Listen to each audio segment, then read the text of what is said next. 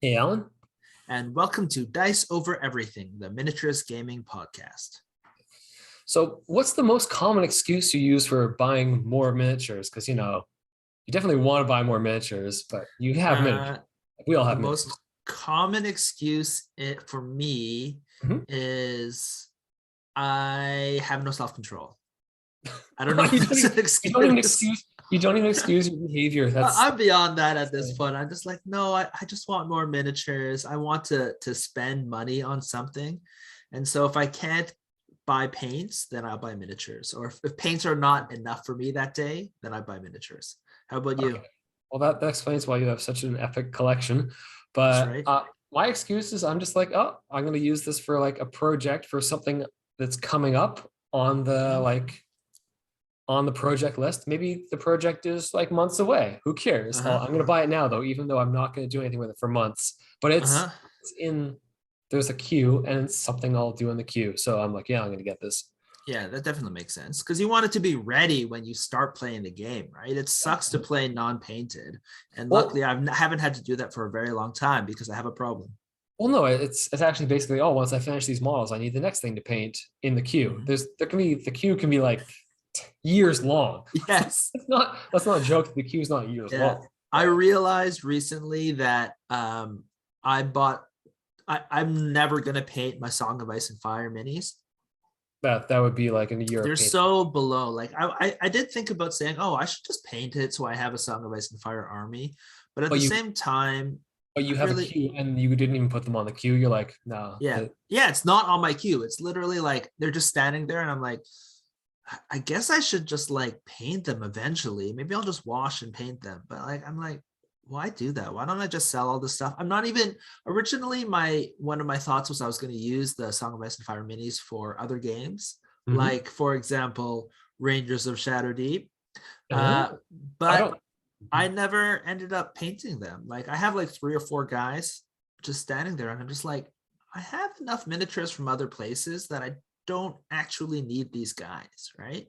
Like I got them from different different sources. So I don't need the ones from Saga of Ice and Fire unless I want to make a mass battle, play a mass battle game, which I do not want to. Yeah. Which brings us to a game that's very not mass battle at all. It's almost the very Yep. opposite, which Mm-hmm. is Rangers of Shadowdeep. It is very small numbers of guys on the board, and it's not even versus. Yes, it is a man versus dungeon kind of game. Mm-hmm. So yeah, a lot of people, consider it either co-op or single player, right? And yeah, I guess the first thing to say is this game is really, really good. I think we've talked about it many times before, and it keeps on coming up because of how good it is. Yeah, so it's So based for those who have played Frostgrave before, just understand the Frostgrave rule set. It's kind of based around a D20 system where you're basically rolling against the opponent, which in this case is the just the monsters usually that you encounter.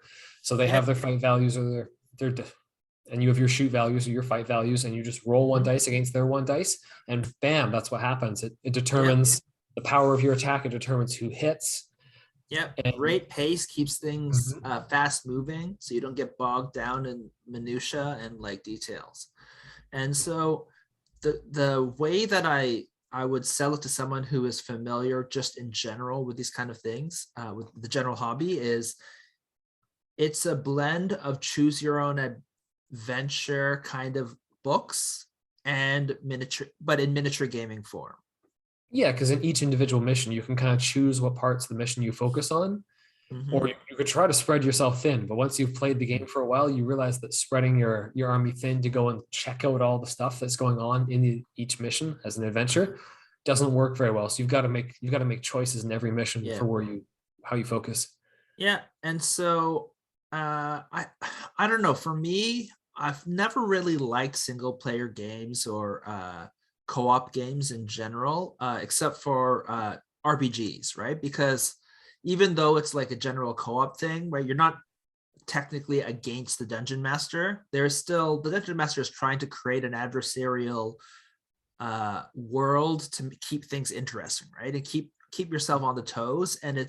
And you're very, and that allows you, right, in a normal pen and paper RPG like Dungeons and Dragons, it allows the world to feel still real, as opposed to start feeling like it's just like a machine. mechanical, right? Yeah. It's a machine. You're playing against a puzzle as Yeah. opposed to atmospheric. Now, the thing that sets, I think, Rangers of Shadowdeep apart from a lot of these other kind of dungeon crawl games, if you played Descent, right, which is a board game, it's actually very common in a lot of board games, especially currently, to have these single player games, is literally, I think, honestly, just the mission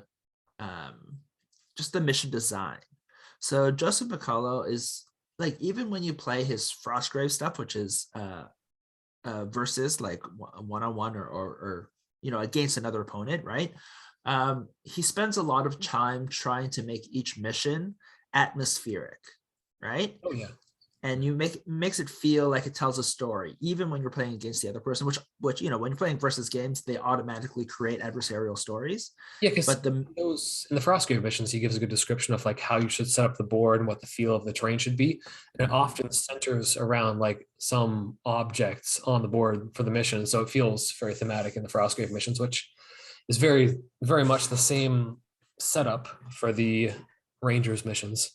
yeah, and so he comes from it as a thematic The storytelling thing. storytelling, yeah, bent first, as opposed to like an interesting game mechanic thing that a lot of other people do.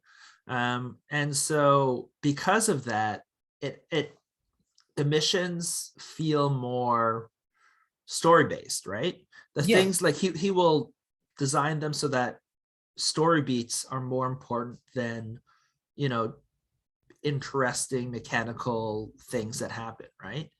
Of Yeah. course, interesting mechanical things happen, but it's in service of the story. It's always in service of the story. Yeah, and I think what keeps it from feeling mechanical is that in like most games, you can see everything that's going on the board. And if you had just like the puzzle set up on the board where all the pieces were in play at the beginning, you'd be like, oh, it's just a puzzle. I'll just think through at the beginning how to solve it, then I'll go do it. Mhm. But in Rangers, a lot of the pieces don't appear on the board immediately. You draw through basically cards that cause events to happen, and then the whole scenario unravels. You just have to be careful not to read too far ahead into the pages, so you're kind of surprised by it. Which so there's two things.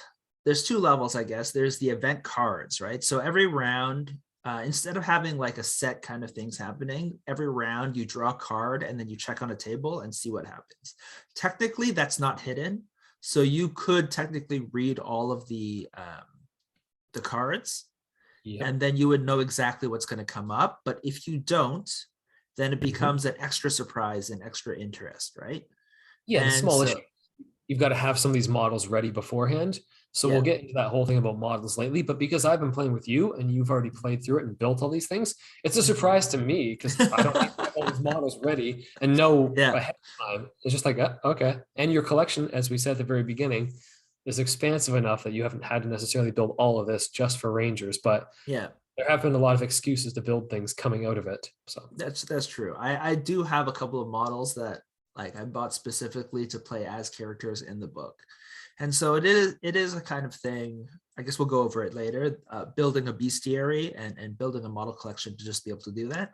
But I guess it's the same kind of thing if you use miniatures when you play RPGs, right? You just want an expansive collection. So whenever you want to bring something up, you're ready, right? And so yeah, in this one, it mostly falls on the DM. Well, in an RPG, it falls on the DM to have stuff ready, or he can like assign players. But because they decide, they're able to set this up, right? Yeah, and it's a surprise for other people. So exactly. So this one is a little bit harder because the book is basically your kind of your DM. There's also story points and this is why I mentioned choose your own adventure. And even though technically it's a smaller portion of the game,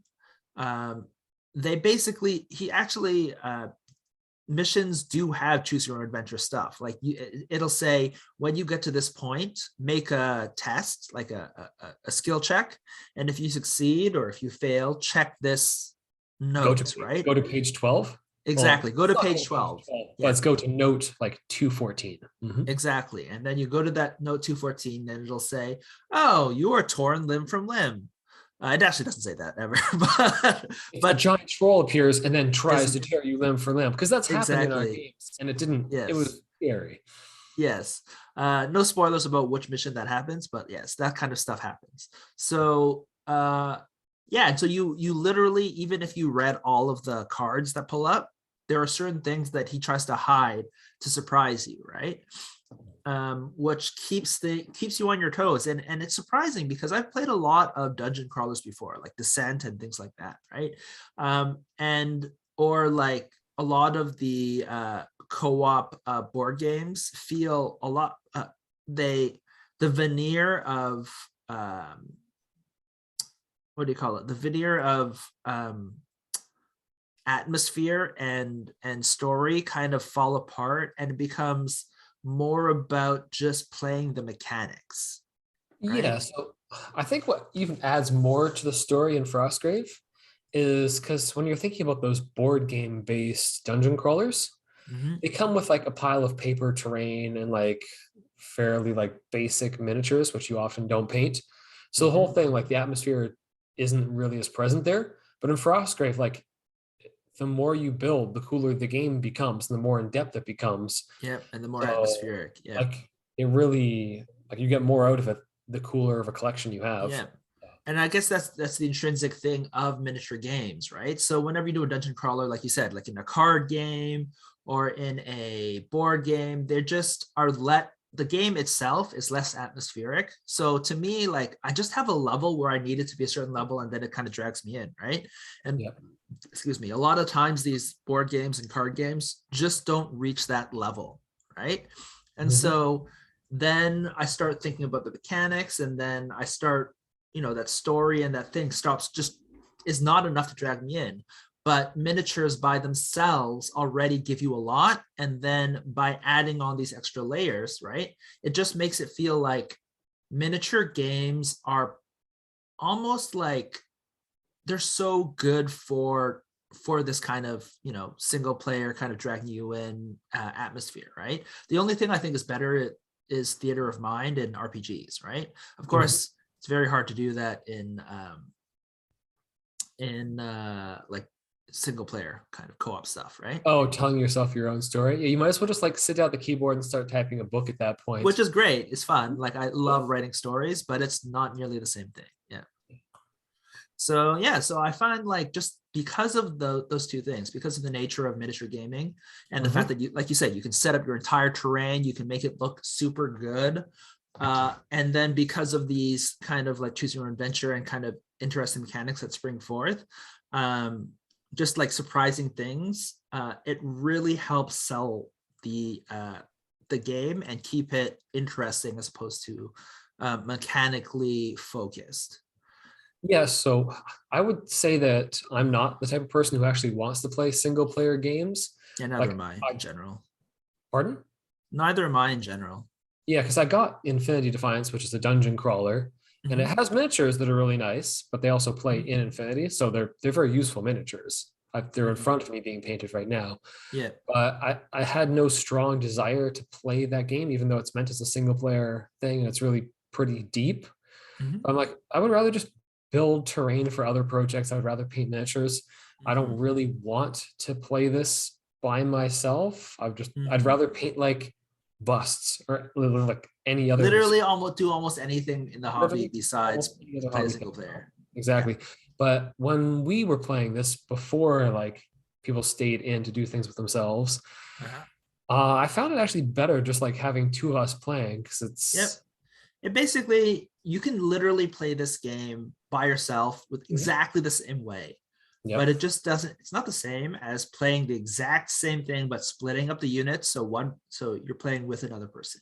Yeah, And of course this is, it's yep. probably very similar to like doing an RPG where you've got your dungeon master, and in theory you could have one player and one dungeon master, but you're like, oh, that's not nearly as good as having like three people gathered together to like have the conversation between the whole team that's going down Yep. there. So it feels like a team of people, not just you like Role solo and playing the three different people. Yeah. yeah, you're not role playing all your different characters there. There's now like there's different characters and they have a personality because you're with those people playing the Yeah. characters on the board.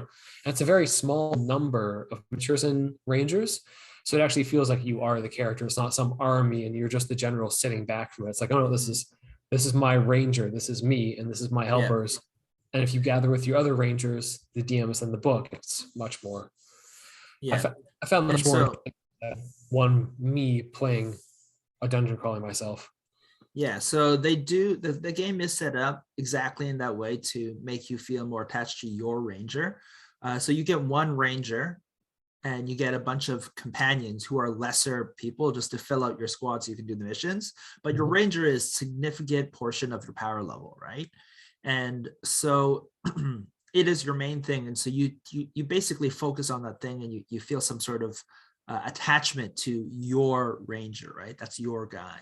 And so I think that works really, really, it works really well to basically focus you on that one person. I do think also what helps. Um, wait, what was I going to say? I'm going to cut you off briefly to put in the part about The Rangers and yeah, playing together with another all person. playing together. Yeah, Uh-huh. yeah. So I agree. Like I did actually play this game by myself though, and it Mhm. was actually surprisingly fun. And um, I just want to like basically bash other single player games a little bit more, just as a contrast thing, right? Mhm. I know like I used to be really into playing computer role playing games as well. Yeah. And here's one, I guess, some criticism for Rangers. So because Rangers of Shadowdeep is a uh, mission Mid. based like single player game where you know like unlike an RPG, you don't have a DM that kind of shapes the game around what you do. There is a limited amount of what do you call it, permanent effect you have, right? Like generally when we talk about the choose your own adventure kind of things, Mhm. they are limited in scope to every mission, right? How are you going to beat this mission? However, the each mission is relative there's like you have a missions and you have scenarios, so every mission has like 3 or 4 scenarios. So within that mission you might have more say, but sometimes not even scenario to scenario, right? What you're dragging in is like how the things you pick up and stuff like that, but the story beats are often the same, just because I think this is more like the difference between, I don't know, you consider a smaller game and a larger RPG game, right? When we think about computer games, right? It's one guy and he's writing missions, so he's not going to be able to write a branching story where he writes different missions depending on what you do, right? Like he's so it's much more structured on um, It's every the like yeah. it's the resources you gather in your characters that sort of build up over time, as opposed to Yes. sort of your origins in the game Yeah. or the path you. Have giant changes. Yes, exactly. And you see this in a lot of uh, miniature games as well, like campaign games. One of the things that I did play quite a bit was Arkham Horror, which is a card game from Fantasy Flight, which again has these kind of mission structure, but it's a card game, right? That game is much more gamey. So like it's much more about just like gaming the system, right? So and the system is built to it just feels a lot more like you're playing a puzzle as opposed to atmospherically doing these things, right? Yeah. But because they have cards and limited pieces, you don't have enough branching resources to like have entirely different things depending on what you do, right?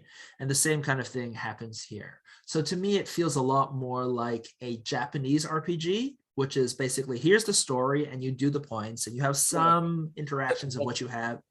Yeah. like a book you're reading through, but you might like skip some pages basically. Yeah, or exactly how it happens or whatever kind of goes through, right? You miss In some that side kind of thing. effects. Yeah, exactly, more like quest as opposed to a large, really in-depth RPG where with branching story paths, right, where you can do anything, right? And that is so. that is why it surprised me that Rangers of Shadowdeep was so atmospheric, right? Mhm. Because it's like, I guess you would consider it's like a good Japanese RPG, right? You have enough to, even though you're kind of on rails in terms of where you're going, you have enough stuff in between to keep it more atmospheric and playing it out, right? Yep.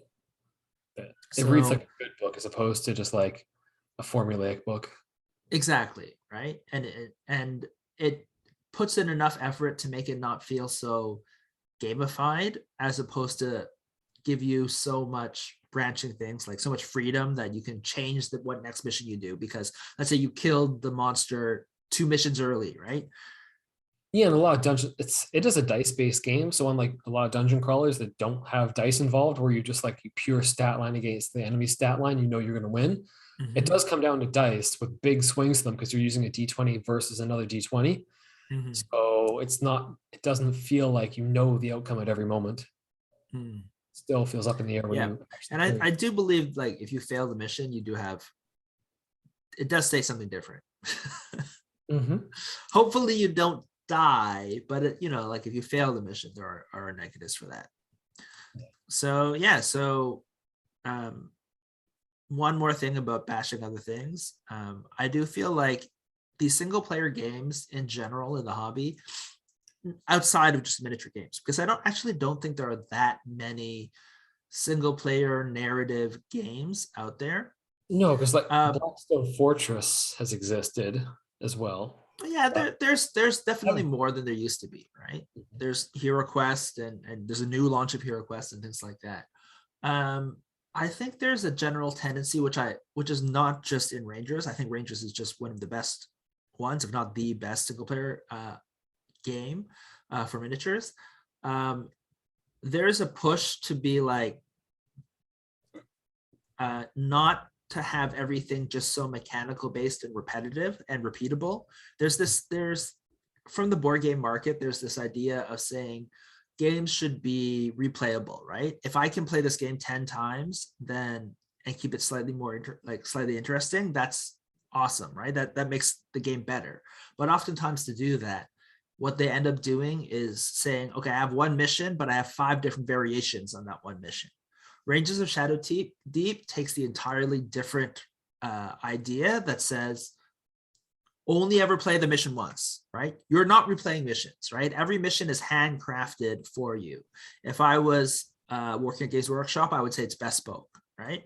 Like each mission, you play it once and everything is set up and you have surprises and things like that. It's an experience. And I'm going to give you enough missions that you will be satisfied just playing every mission once, right? You're not going to, well, you might want to play more missions, but but I'm not going to try and trick you into saying, oh, play the same mission. And then and get the this different. time it's going to be a cat instead of a dog that you fight, right? Yeah. You get a bigger gun, and now you can fight the bigger boss. Yeah, it's not that.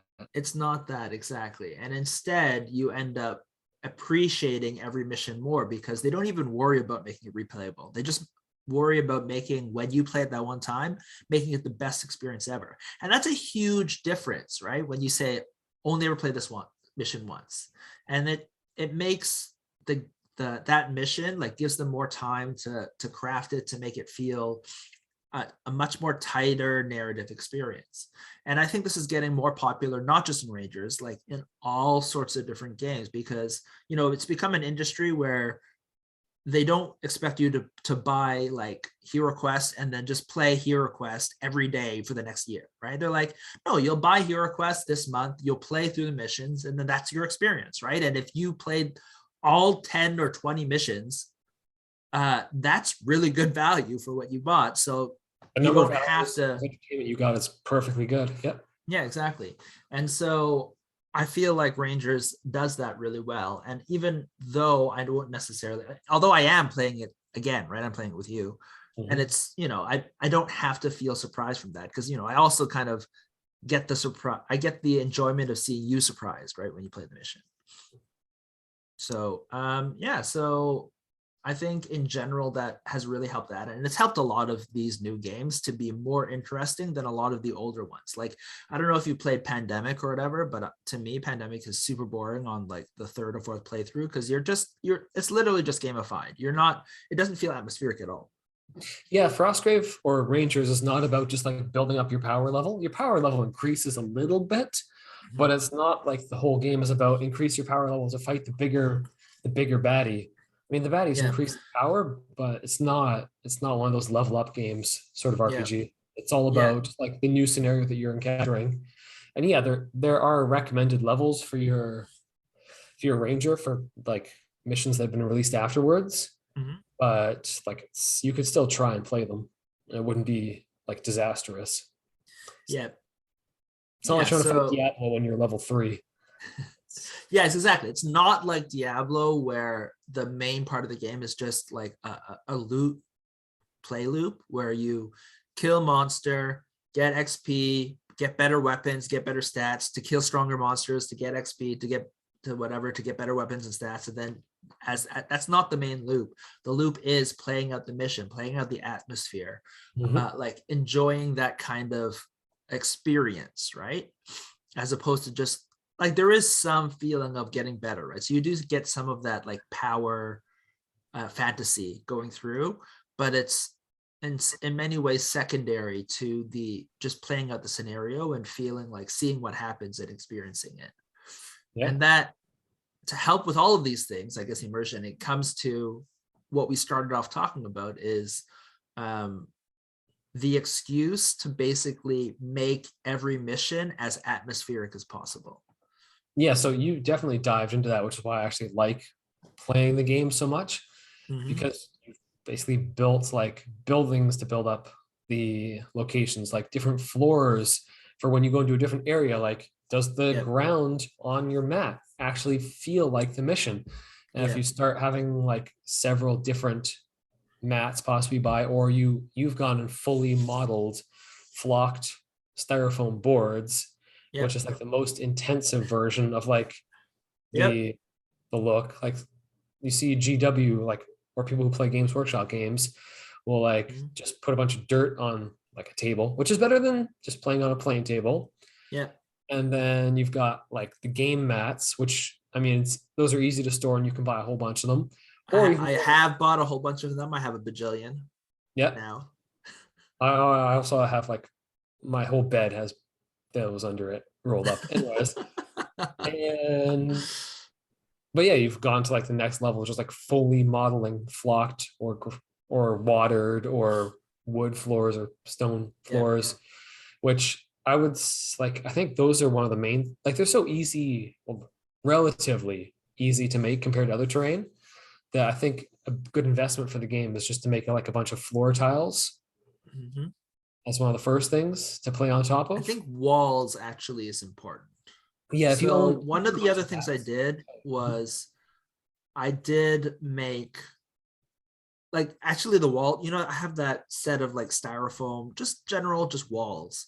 And Yeah, that was literally built to play Rangers of Shadowdeep because there's a yeah, lot it's of like interiors in the mhm. game, right? When you're fighting in interiors and you want to basically remodel and play those things, right? And I found like because our main games are war games, generally we don't have that kind of stuff. No, because the rooms you're in, you might be in like a fully interior mission where you Mhm. want the board divided up into a series of rooms. Yeah. So having the walls just helps to be like, all right, I'll just put down these different sizes of 4 inch or 8 inch long walls Mhm. and then create all these rooms. So now we're in this interior space. Yep. Whereas otherwise, you just have to like put a bunch of like pieces of paper down on the table to Yep. divide them properly, which would not be atmospheric at all. But when you can create all these stone walls of the rooms you're within, or there's a Mhm. building on the board of a particular size, you just lay down the walls. Now you've got your building. Yep. And it just helps with the atmosphere and helps drag you in. And it's also so fun and it looks so pretty. This is like I see a lot of people on the so there's Rangers of Shadowdeep Facebook group, right? And I see a lot of people do even more than me, right? Where they literally use each mission takes them like a month to set up Mm-hmm. because they literally model out every single thing needed for that mission. So like playing out Rangers of Shadowdeep. So for me, like I built some reusable things, right? And so to get it to a level that I'm comfortable with, right?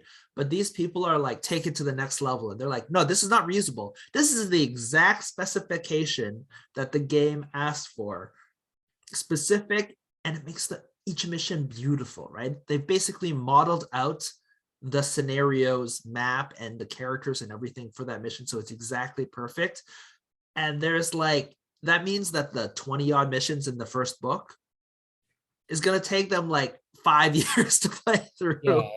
That's their one hobby, but it's in many ways it's just an excuse to model and like create these beautiful dioramas, basically, right? Yeah, so I suggest against that level, because some missions is literally just like run down the hill, get away.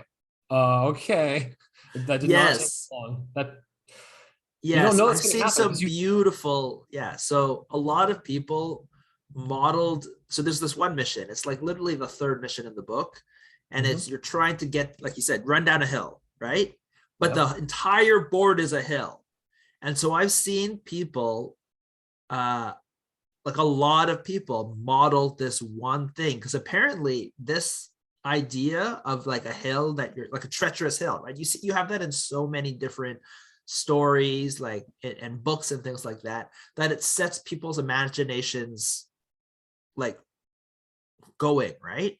And so they want to model this thing perfectly. And I've seen some beautiful hills with like a winding path down it, right? And people must spend months making these beautiful things for one mission that takes like half an hour to an hour to play through. Yeah, exactly. And I'm just like, wow, that is like a lot of work for this one thing. And you know what? If that's what you want, and that's like what, like that's part of the hobby, right? It's not that they're making the hill for the mission. It's the mission is like an excuse for them to make the hill. To build a cool diorama with like exactly cool on it, but that's going too far. Like you can, you know what's I disagree. I think that is exactly right. When we played it though, we actually set the thing up on a slope. We just took a regular board and then tilted it. So it's worth building the hill, but don't spend months building the hill. Like this okay. All the missions, like. Or alternatively, so here's the other thing that I think is great about Rangers of Shadowdeep and Joe McCullough, is that he really encourages you to write your own missions. So the alternative is build the hill and then write more missions so that you can reuse that hill. I think that is a perfectly good idea, and that would be fun.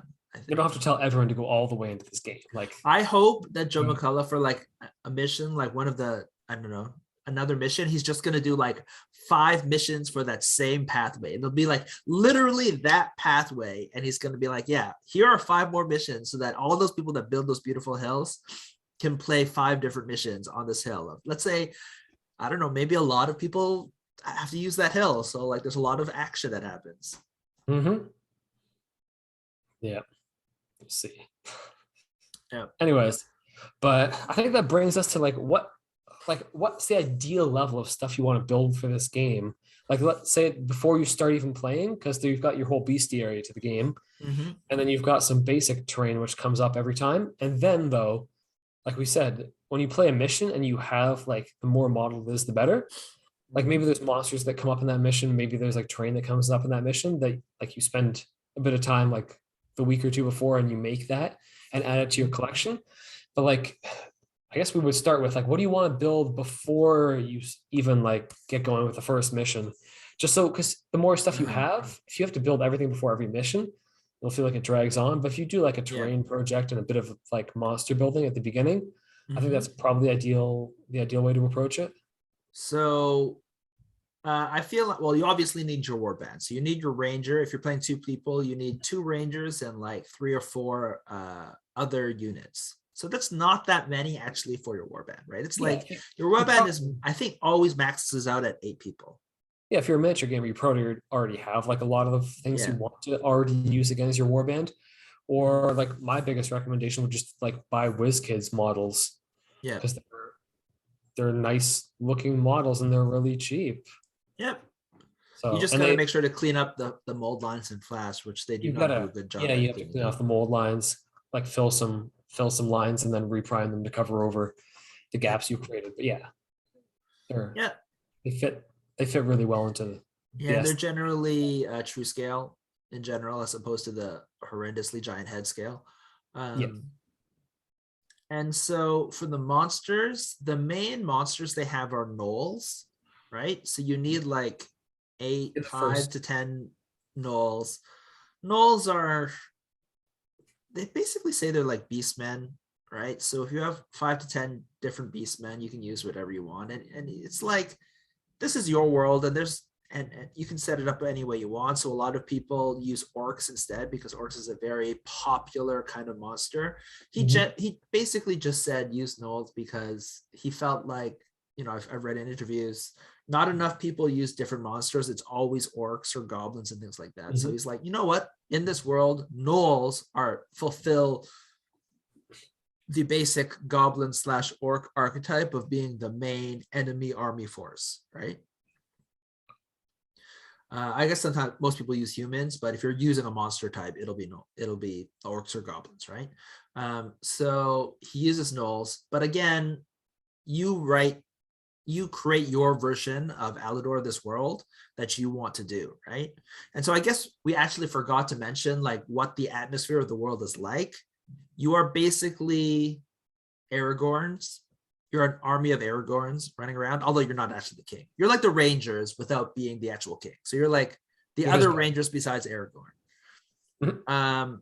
from Lord of the Rings. And then you run around doing special missions. You're basically the special ops of the armies of Alador, who are being invaded by the Shadowdeep, which is this giant, evil, slowly encroaching Magical force. Yeah. magical force. You don't even know when you start off, you don't even know what it is, but there's basically a Shadowlands that every once in a while engulfs a kingdom, and then that kingdom falls.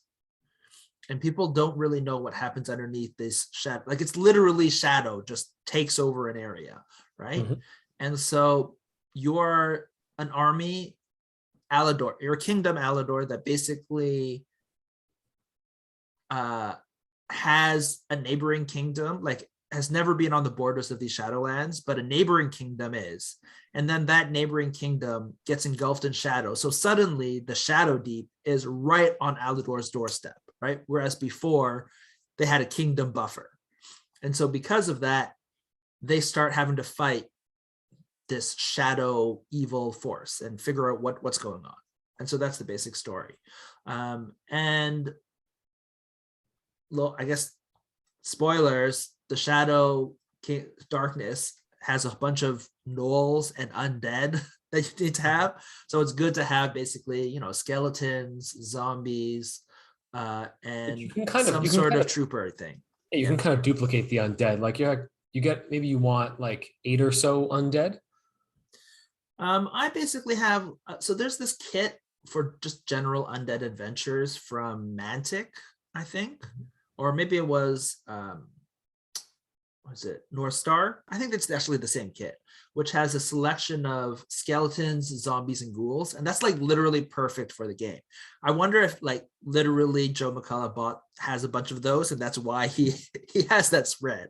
But you Yeah. basically will be fighting ghouls, skeletons, zombies, the basic undead things you'll fight in RPGs and things like that, plus your common storm, like what do you call it, army force, which is gnolls, right? And you can use orcs if you have those instead, right?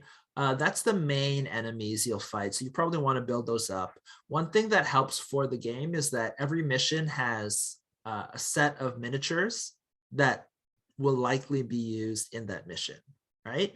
And so Mhm. you basically look that up and you basically will know, okay, so I need these things, and depending on, you will know, okay, so if I need skeleton zombies for this one, but I only have, and ghouls, but I only have zombies, well, maybe I'll just duplicate, I know beforehand that I need to use zombies for my ghouls if they ever show up, right? Yeah. So before you ever start playing, though, you're pretty sure you want to build like maybe 8 or so undead, and Mhm. then maybe like rats. or is it rats or is it other little monsters? Like usually there's some little, There's some rats and there's some spiders. yeah. So having like some little animal monsters Yeah. good as well before you even get going into the campaign. And then, as you said, have some beastmen before you get going with the thing, because you're going to need those repeatedly. So those, Yeah. I think there's a lot of spiders. I didn't actually have spider guys, but we just use small monsters instead, right? This is the thing, right? I have so many miniatures. I'm like, okay, apparently I don't have enough spiders. Mhm. But yeah, I did. You can just buy, like, if it's Halloween, just buy like a pack of small spiders and paint them Oh, up yeah. and put them on bases. I do have a bunch of those. I just haven't painted them up. It's a little bit freaky because, you know, the spider miniatures from Halloween are not actually miniatures. They're the actual size of spiders. So Yeah, I and then do. you're like, oh, if I paint this really realistically, this is just gonna be freaky. Yes, exactly. So I'm like, oh, I better not paint this too realistic because I won't be able to tell if it's a real spider or not. Mhm. But yeah, so you will need that. So giant spiders are about the size of, like, I guess 1 to 56 size kind of idea of the Mhm. spiders. Yeah, so that's basically what you need to play. For terrain, I'd say you probably want trees and walls, like I said, Yeah, a lot of right? it's outdoors and trees. And in terms of mats, maybe if you just had one like cobblestone mat and one grass mat, that's okay to start with. Yeah, or I'd say like ground forest mat, right? Mhm. As opposed to a grasslands mat. Now, I feel like just that's in general better for RPGs as well and games, because I don't know, grassland mats are specific for army. Like, the reason why we have so many grass mats in the hobby is because we're playing army games, right? The hobby started out as playing army games where people would literally go, you know, fight outside on like plains and things like that. Find But like when some you farmers' fields and fight through the fields. Mhm. exactly, right, where you'd fight outside of your city's fields, right? Right, that kind of thing. Or Whereas you cut down all the trees to, log them. exactly, and then plant like agriculture and stuff like that. But for RPGs and things like that, where it's about 5 or 10 or whatever guys, you generally are not going to fight out in the field, right? So it No, makes more sense just in general to have forest stuff, right? Especially if you're playing skirmish games, it just makes more sense that you'll be playing in something that's more uh, what you call like wooded or something like that, yeah. or a town. Hmm. Yeah, and the game, oh, the board size, in case we haven't mentioned that, is usually 3 by 3. Um, so the most common space is actually 30 inches by 30 inches. 2.5 So by two two and and a a half half. by 2.5. But it didn't start out that way. So there are some that are still 3 by 3, which I actually find really annoying. And I wish that he had just standardized to a Started couple at the of smaller size. sizes. Hmm. Yeah, I wish it was just everything was either 2.5 by 2.5. Then maybe some would be like 2 by 2.5 or something like that. Yeah, so basically But you can buy a 4 by 4 mat and then just sort of drape it over the edges of your kitchen table. You don't have to put the whole 4 by 4 down. If you want to put the whole 4 by 4 down, I don't think I it ever gets bigger than 3 by 3 though. So if you have a 3 by 3 space, you're totally fine. And technically, I don't even think the 3 by 3s, you need them to be 3 by 3. You're not going to no, lose that much by switching it down to 2.5 by 2.5, which is you good for if you're playing on your kitchen table. Because I think we've mentioned many times that having a kitchen table that is full 3 feet across is rare. mhm. It's like two Like and a the half plus normal, actually. yeah, you Mhm. have to have a dining table basically, generally, to have a full 3.5, or a ping pong table like we had when we were young. Yes. I'm just Yeah, I looking to don't see. understand. I don't understand how people played these games before. Did they build their own tables? Like, or did we just everyone just have smaller tables than they used to? Was 4 by 6 a common dining room table back in the day? I don't see them being bought like purchasable. I don't see any. Like, it's generally 40, 44, something like that. 30, Yeah. 33 for a kitchen table, and then like 40 for a dining room table, 44. 48 is really wide for a dining room table. Well, maybe they assumed everyone was just building custom tables on like wood. Oh, so annoying. Because there weren't mats back in the day. Mats weren't a popular That's thing. true. So People were just modeling these things on top of wood. So maybe they're just like, oh, you have a 4 foot wide piece of wood. Get building. It's more limited on like, well, we have a 6 foot 6x8 room, so we basically had a 4x8 table. Oh, sorry, 6x10 room.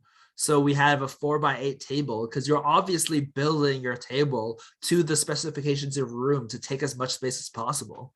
Maybe that's actually how they were thinking about it. You can only squeeze around it. Who knows? Yeah. Either way, we've moved past that. So Nothing to do with Rangers of Shadowdeep, but yeah. yeah, so I guess that's the basic stuff you build before each mission. And then when you get into the individual missions, often like new monsters will pop up. Mhm. So like going and finding those one-offs from like, I'm not just Whiz Kids comes to mind, or maybe if you like particular 40K models. Reaper Drop, Bones has a lot of really cool models, a yeah, huge selection, right? or even And War that are Machine. cheap. If you find certain War Machines or things are cool, some of them are better Yep. sculpted that you may want to get. So Yeah, a those, lot of them are on sale because War Machines days are mostly over. yeah, or even if you have like a local game store with a used bin, you can just like go through and be like, oh, this might show up in a mission. It's an excuse to Yep. get stuff from like if your game store happens to have used bins.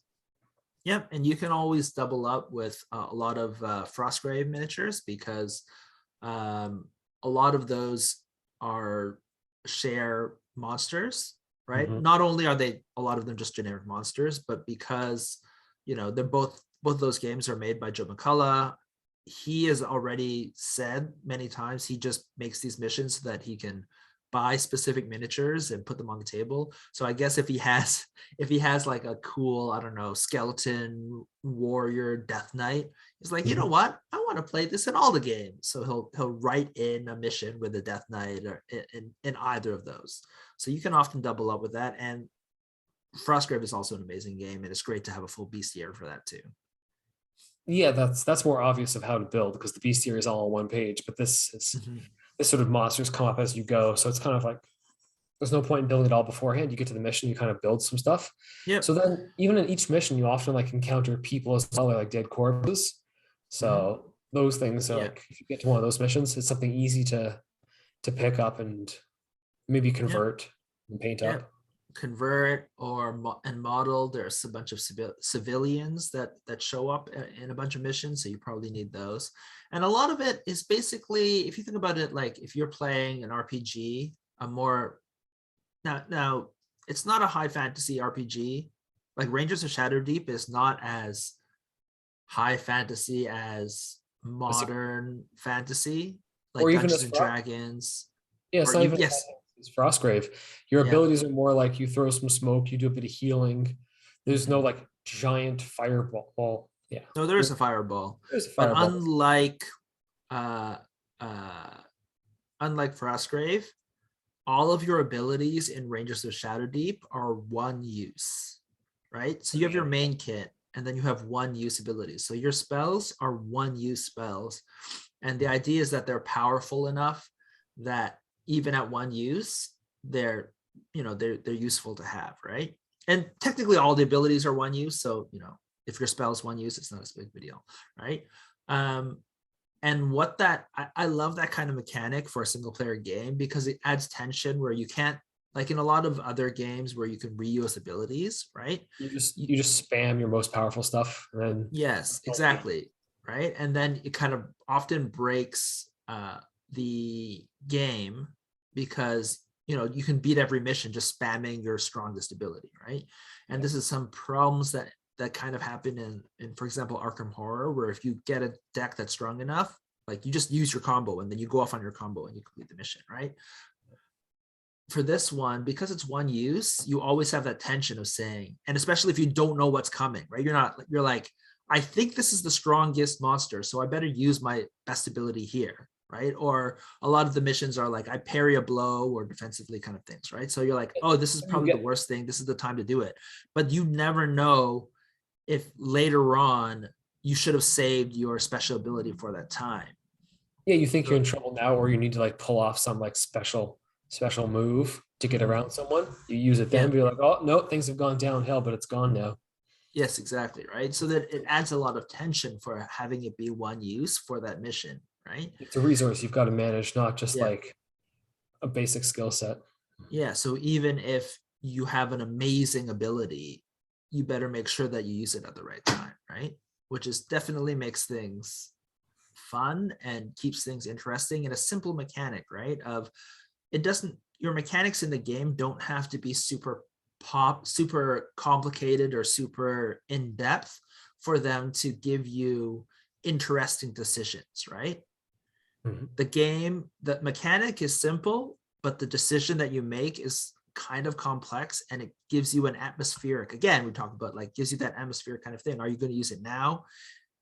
Because you don't necessarily know what's in the future, right? So it makes you, it adds that tension without having to make you, I don't know, calculate a spreadsheet to figure out what you're actually deciding on, right? It just gives you the decision. Do I want to use my ability now, or do I want to save it for later, for something that's possibly going to happen later? Yeah. So we've talked about the terrain. We've talked about like how the game basically plays out. Mm-hmm. In terms of like what there is out there to purchase to play the game, as we talked about, it's kind of more like a book you're reading through. So there's obviously the core rule book Mm-hmm. that is easy to get started off with. Yep. So there's two ways you can buy the core rule book.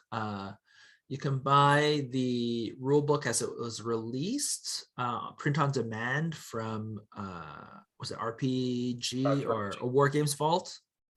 I think the RPG Vault and War Games Vault is the same thing. Drive through RPG, yeah. Oh, Drive Through RPG. Sorry, Drive Through RPG and War Games Vault is actually the same thing. Mhm. It's just two different brands, right? And you can buy from them, or you can buy the fancy book from Modifius. The faux leather bound version. Mhm. No, there's a new version which I think you should buy instead, which is like, so there's the limited edition faux leather green one. I would not buy that one because there's some typos in it, which really annoys me. Mhm. Right? They redid everything, and then there's like 2 or 3 typos, and that annoys me. They released the unlimited version, which is a red book, and in my opinion, that's the best book to have because Okay. it has everything. It's more hard. It's like a sturdier book because the print on demand stuff, it's fine, and I bought the hardcover, but it's just cheaper, right? But the red book, the unlimited release, sure, you don't get the cool green faux leather cover, but you get the right pages inside, which to me is more important, right? And it's a little bit prettier and everything like that. Yeah. And Or the artwork in it is really nice. It's this beautiful, like I think it's a friend of Joe McCullough who is like a 2D. I don't know if he's a 2D artist, but all the art is 2D ink work, pen and ink work, and it is beautiful, right? And it sets the tone. It's all by one artist. It kind of sets the tone for the entire thing, which is great. yeah, having the rule book is kind of nice for that game because everything's very tactile. Often I'll just be like, no, just get the PDF version and then forget about it. But in this game, you go back and forth to the rule book often enough, you kind of want it in your hand. I mean, you could have a tablet as well and just scroll back and forth. But Yeah, yeah, you can have you. Yes, right. You can get the PDF as well, Mhm. right? And there's a PDF I think of both the Modifius nice version and the base version. There's a PDF for. Um, what's nice about the Modifius version is there's a couple of expansions that he added on to the main thing that is already included. It's basically he had the original rule book, right, that he self-published from RPG Vault, and then he had like a supplement that adds a couple more things because originally the spells were not powerful enough, so he added some free items that you get to make your spells even stronger, but they take up an item slot, right? Mhm. So for people who wanted to focus more on spell casting, it just brings them up to the more power level of a straight fighting Or ranger. a good bowsman, yeah. Yeah. I think generally, I think the bowman overall is the strongest ranger, but I have been running a melee ranger in the last run, and they are also quite strong. The spellcaster ranger is the weakest because of exactly what we talked about. That You exhaust your spells and then you're sort of yes, what and else if can I you exhaust and if you chose incorrectly, you might run out of spells when the boss comes out. So you still, as a spell ranger, you still need to be able to mix it up in combat, right? Even Mhm. if your main thing is your spells. You can't, there's no, like you're a ranger. You are not an old wizened a wizard that only shoots fireballs, right? You might be like, you're a ranger who can like, you're more like Gandalf, I guess you would say, where you're fine with a sword, but what pushes you over the top is your spells that you Yeah, use. it's Rangers of Shadowdeep, not Mages of Shadowdeep. So Exactly. So it's very different than like Frostgrave, where you're running around just casting spells and doing that stuff. mhm. Yeah. So besides the main book, which has a lot of missions, I think it's like 18. It's not 20. I think it's like 18 missions, something like that, which is a lot to play through, right? And especially if you handcraft every scenario and you make you have the exact bestiary for every single scenario, that's a lot of gameplay you're going to get out of that, right? And besides that, though, he has published a whole bunch of add-on material, which is basically extra missions, right? Yeah, and I think there were the first four of them, first four add-ons were combined into a compendium. There's a compendium volume 1 that I think has the There lore. might be. I already bought them all separately, so I didn't pay as much thing. There's two. Yes, I think so. I think the first four missions are like a compendium 1, Yeah. and then I think there is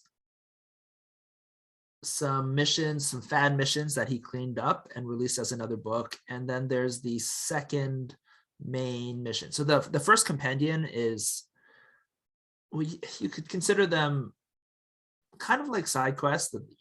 They're like fun missions to play through, but they're not part of the main story, Mhm. right? They're fun things to play through to build up your thing and kind of see different portions of what's happening in the war, right? And participate in those portions.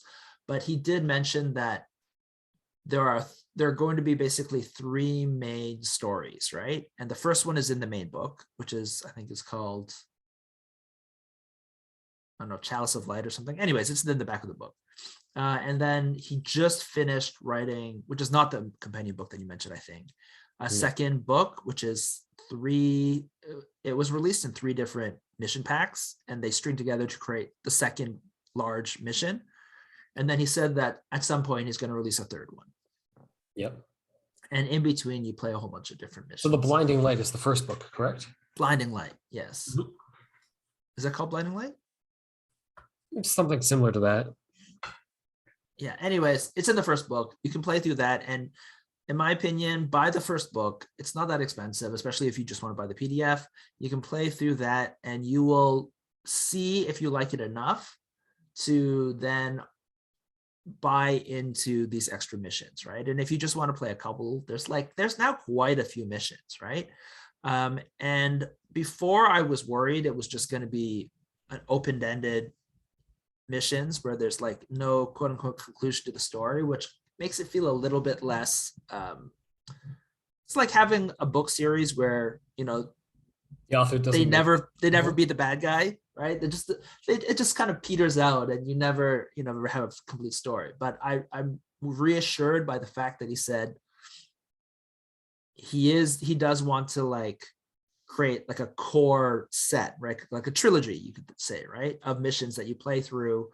And so it becomes, and whether or not, the Shadowdeep is defeated at the very end, he said that like that will be a complete story. So if you're like really into the story, which I feel like, or the atmosphere and the gameplay, to me that's important, because I'm playing this for that kind of atmosphere. I want to have a more complete, cohesive kind of thing instead of just random missions that against a forever enemy, right?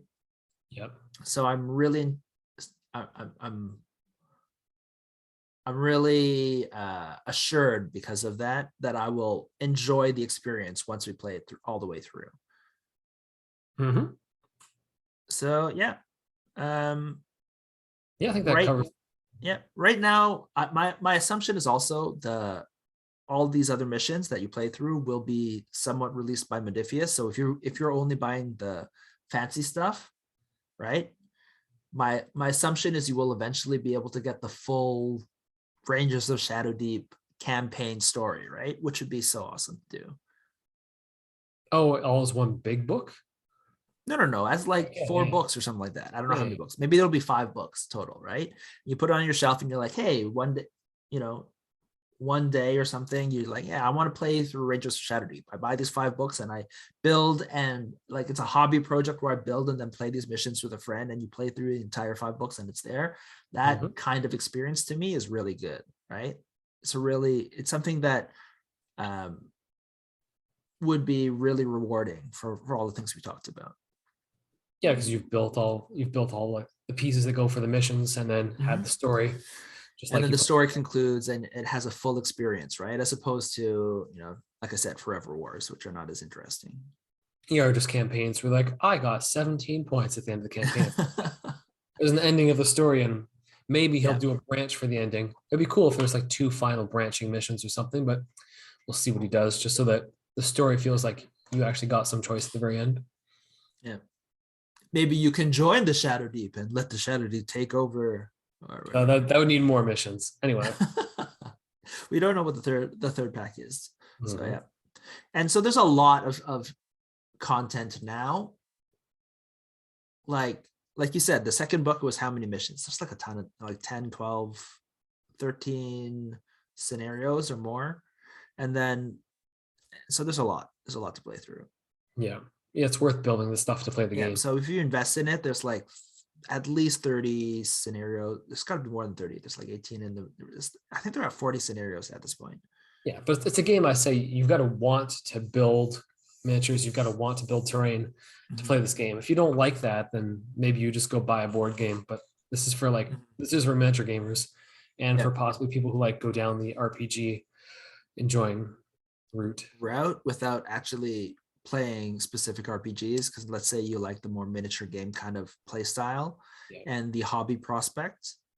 Um, yeah. You do, of course, lose some things in the benefit.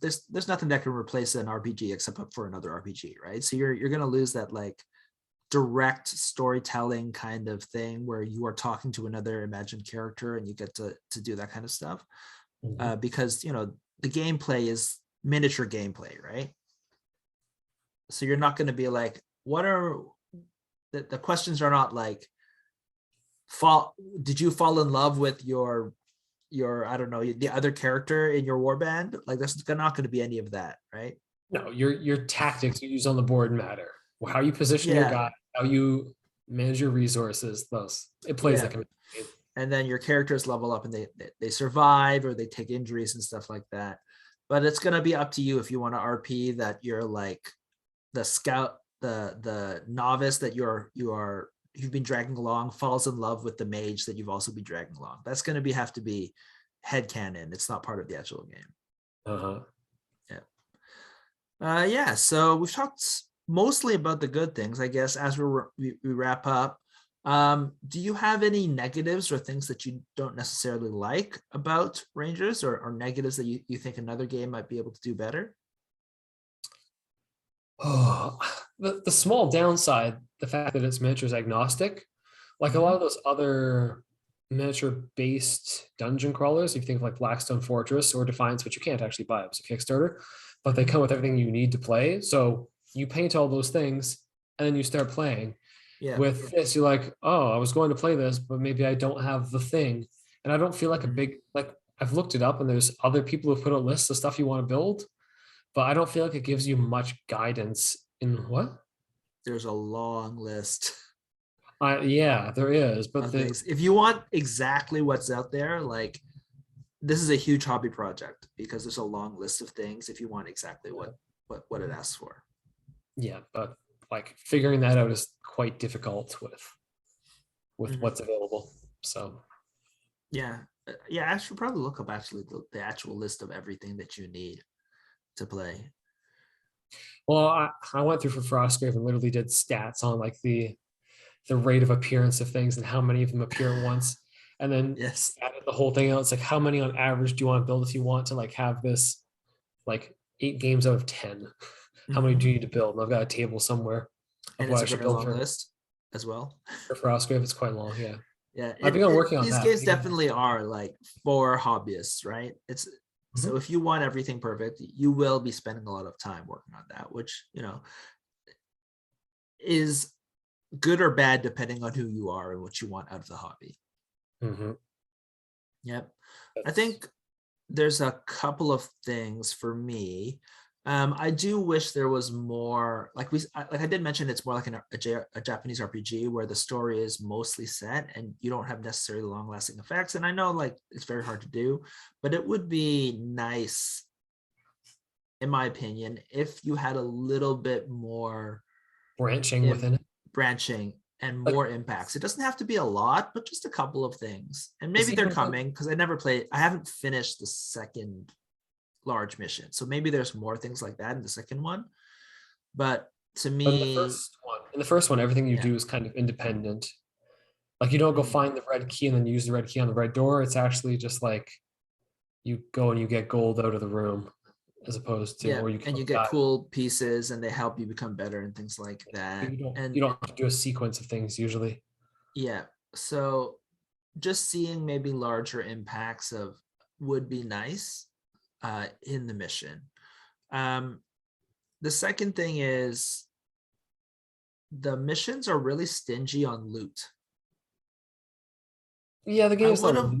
It's It is so not loot based, right? it's not a loop-based game. So Like we said, it's more mission based. But I wish there was more cooler items like in Frostgrave that yeah, you get. Right yeah, when we you have. get like a pick up a cool item from, let's say, playing Lich Lord, right? And you get some special item that you can only get when you play the Lich Lord campaigns. That's fun, right? Mhm. And I wish there was a little bit more of that. That's a minor issue. I feel like both of these, I think the first one is maybe a little bit more impactful. I would rather have that more. But again, these are minor issues. Like I said, this is the best single player experience I've ever had for these types of games. Yeah, So everything we're talking about is adding more stuff to the game, and the game plays pretty smoothly as it is. So mhm. it's not a big Yeah, issue. yeah. So mostly I just have positive things to say. Oh, the third thing is it is still single player or co-op. So if you don't like those games, just stick to Frostgrave. Yeah, well, I don't like co-op games mostly either, but this one I'm This okay one's pretty with. good. I Yeah. don't like Zombicide at all. Oh, But Zombicide is the kind of issue that we talked about before, where they spent too much time trying to make things repeatable. So the yeah, gameplay of them is not as interesting yeah, because of it. absolutely. All right. So overall, I think we've already said we really recommend this game. It's a great game, especially now during the pandemic. I don't know how long, much longer this thing's going to go.